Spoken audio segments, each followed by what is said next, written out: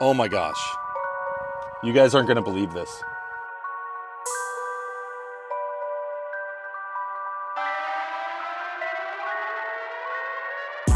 The Plaid's been impaled!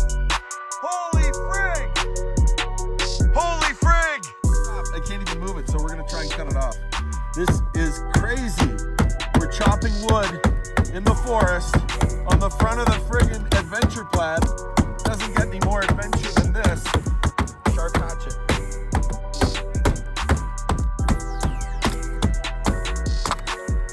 Oh my gosh. That's how it's done. There we go. I guess we'll just drive right around with that. Well, you may be wondering why there's a giant stick impaling the front of my 1,000 horsepower Tesla Model S Plaid. And if you haven't seen that video, I'll put a link for it up in the corner here. I went off-roading with 30 Cybertrucks on a level 3 off-roading trail through the mountains of Colorado, and it was completely insane. And unbeknownst to me, at some point about 3 miles from the end of the trail, we got impaled by this giant stick. And it actually didn't make any massive impact. I mean, I didn't feel the car get rocked or anything like that. In fact, all I heard was kind of some crunching branches. And I kind of looked in my mirror. I saw some branches kind of sort of broken on the side of the trail behind me. And never thought anything of it until Tom, who was behind me in his Cybertruck, turned on his overhead light bar and lit everything up because it was getting dark. And he says, comes over the radio and he says, Josh, there's a piece of white trim hanging off your car. And I guess the branch was reflecting white, but I, in my mind, had no idea there was something on the front of the car. And so I thought, well, maybe the rocker panel, the side portion of the car ripped off or something like that when we were doing this crazy off-roading. And so I open the door and I look down and I see the rocker panel's fine. So I'm like, oh, no big deal. And I come around the side of the door and I'm like, holy smokes, there's like a 7-foot tree trunk sticking out the front of the car, fully suspended, totally unbeknownst to me because it was out of my line of sight. And I really didn't even feel it impale the front of the car. But this thing is in here like super solid, like it's literally shaking the whole car. Anyways. Everyone's been asking for this video, so you guys are going to join me as we remove this branch. We're actually going to disassemble the front of the car because I need to find out what the damage is right now. In fact, after I came off the trail, there was no warning lights on. The car drove perfectly for several days, actually. In fact, several hundred miles. And it wasn't until, I guess, one morning, actually, I went to fire the car up and all of a sudden the power steering stopped working. And the power steering basically ended up becoming intermittent. So it kind of was coming and going. And now it doesn't work at all. It has a warning saying that power steering assist has been reduced. And so what I'm wondering is maybe we hit some wiring or whatever, but I have no idea what's behind here, but we're gonna find out together. So let's get into it. Well, we got all the tools we need, Monster Energy and an impact gun with a 10mm socket on the front of it. We're gonna start pulling apart the front of the Plaid here. Let's see how this goes. I don't have high hopes, but fingers are crossed. So let's get into it. So first thing we're gonna do is we're gonna pull off these plastic covers. So this guy up here, I believe, comes off first. They just kind of pop out. We'll set them over here on the grass.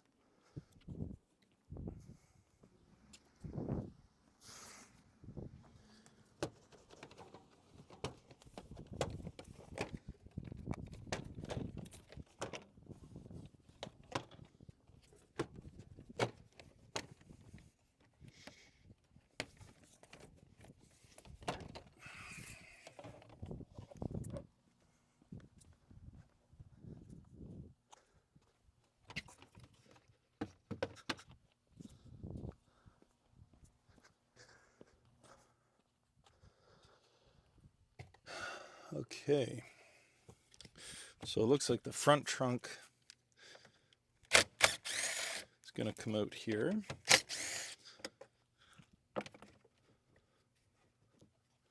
Let's see how else this is held in here. It must be underneath the weather stripping and the liner.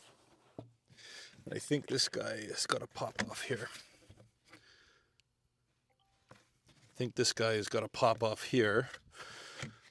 Let's see. Yeah, there we go. Unplug the switch. So that is for our tow hook. So let's remove the tow hook. That's a reverse thread on here. So it's, just so you know, reason being is that when you pull on it, it actually tightens it. So we'll just remove that and put it back in its holder. There we go, a couple extra screws that we've already taken out. And here's the front liner.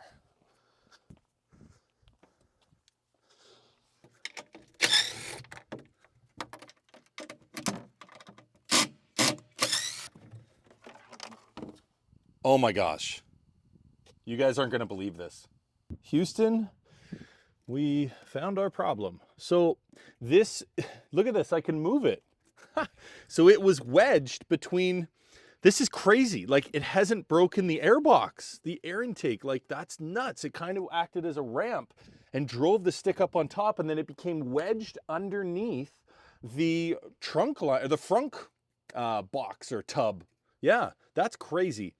So wedged between the air box and the front tub, the stick kind of went in at the exact spot. I mean, it hasn't hit any of the wiring here. I don't know why we have a power steering problem, because in fact, it hasn't impacted any of the, that's so weird. It hasn't impacted any of the steering. This is super strange. Well, all right, I guess, you know, I guess it doesn't really impact the drivability. I mean, there's some pieces of bark in here and stuff, but like, why don't I have power steering? This is weird. I don't see any damage to the sensors. Unless it hit something on the way through. I don't see. Well, let's get to work.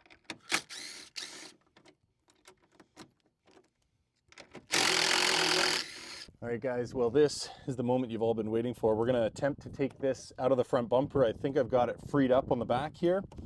So we're gonna pull it back out. The way it came in, we're gonna kind of twist. Here it comes. Here it comes. It's taking the bark off. Oh my gosh.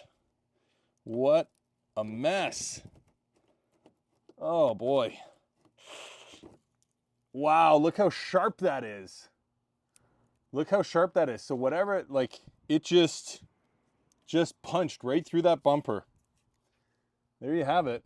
That's the famous stick is out of the bumper. And yeah, this is actually crazy. But I needed to remove it to check the wiring here. So, what do we got? What do we got? I don't know. Yeah, this, it doesn't look great. It does not look super great. But I don't see that the harness is, I don't see that the harness is damaged. In fact, it actually missed, guys, it missed the crash bar. It didn't even, I'm reaching in here, it didn't touch the high density impact foam, which is right here. It's actually, the foam is right above here. The wiring harness for the sensors runs right here, just underneath the foam, and it's completely intact. So I don't know what caused the power steering to give out. I don't know what's going on. This is very odd. Very odd. I don't get it. Like it literally could not have punctured at a cleaner spot. This is crazy. I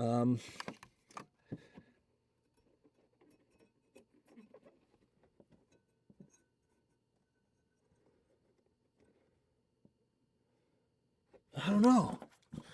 It's weird. Like,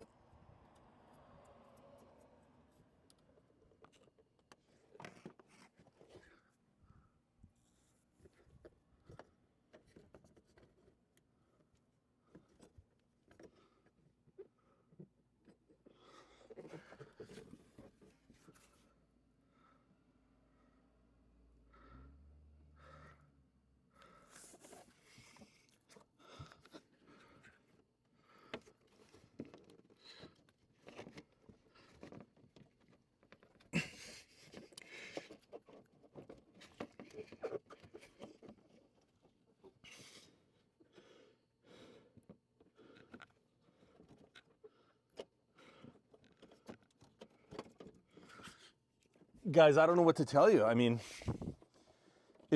everything looks fine. I'm just gonna put the cover back on the tow hook here. This is so weird. So strange. I don't know.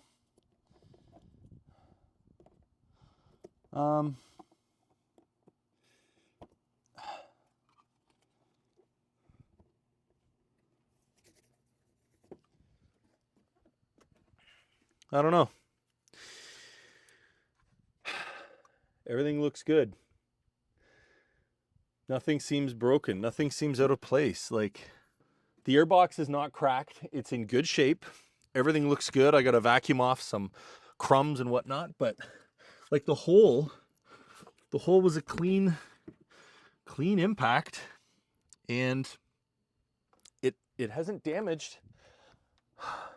It hasn't damaged any of the wires. In fact, this is the only damage, just this bit of cosmetic on the plastic. So I don't even need to pull the whole bumper off. I mean, we got the stick. There it is. There's no wiring damage, so I guess we have to go to Tesla and get it plugged in and do a diagnostic and go from there. All right, so we've got the front screwed back on. I put those, 6 bolts back in. I'm not gonna bother putting the tub in because Tesla's got to pull that out anyways. This is being mounted on the wall, and when I get the new front bumper, we'll put it back in there and keep it as a trophy. But for now, I'm going to Tesla. All right, well, we made it to Tesla. The Plaid is here at my friends at the Austin West Service Center, and we just got checked in. We're gonna get the vehicle looked at and just to prove the diagnosis in the app. And these guys are awesome because they've squeezed me in here last minute to check out this power steering issue. So we don't know where we're at, but we'll keep you in the loop. Well, I'm sitting here in the beautiful loaner Model 3 that Tesla lent me here for the duration of the repair. Just want to give a huge shout out to the Tesla Austin West Service Center. These guys are fantastic. Really good.